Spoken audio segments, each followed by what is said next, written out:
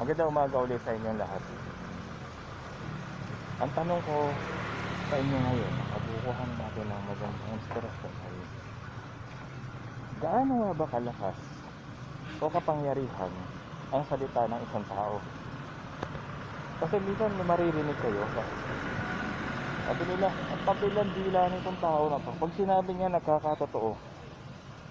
Actually, hindi naman sa nagkakatotoo, kundi yun na kasi yung tatanim sa utak ng mga nakakarinig sa kanya.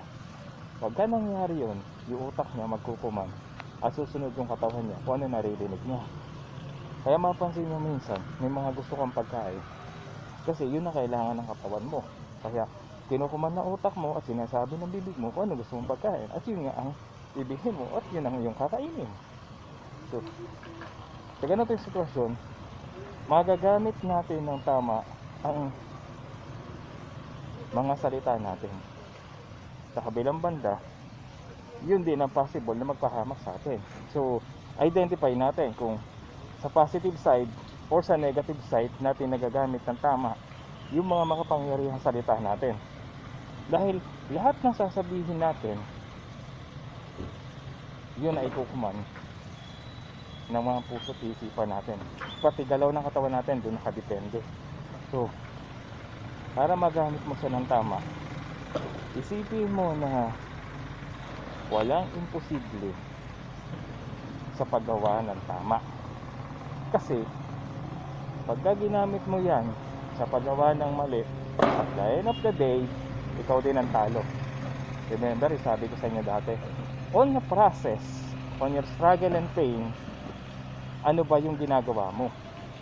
Kapag ginamit mo ng tama yung oras at panahon mo doon sa panahon na ikaw ay nahihirapan at may mga pagsubok na pinagdadaanan, ang outcome nun ay depende sa iyong response. Kung tama ang response mo, tama at maganda ang magiging bunga ng iyong mga reaksyon. Sa kabilang banda, kung negatibo ang response mo, huwag kang umasa na magkakaroon ng magandang pangyayari sa buhay mo. Dahil hindi ka magkakaroon ng magandang response sa buhay mo o magandang output sa buhay mo kung ang mga lumalabas sa bibig mo ay puro mali at negatibo. Para magkaroon ka ng magandang kinabukasan, see to it at make it sure na maganda at kapaki-pakinabang ang mga lumalabas sa iyong bibig. Katulad nito, dati sabi ko sa inyo, ito yung practice niyo, I love myself and I believe I can do it.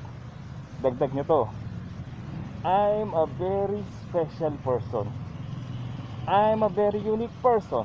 That is the reason why no matter what happen, I will survive this life battle and journey. Have a nice day.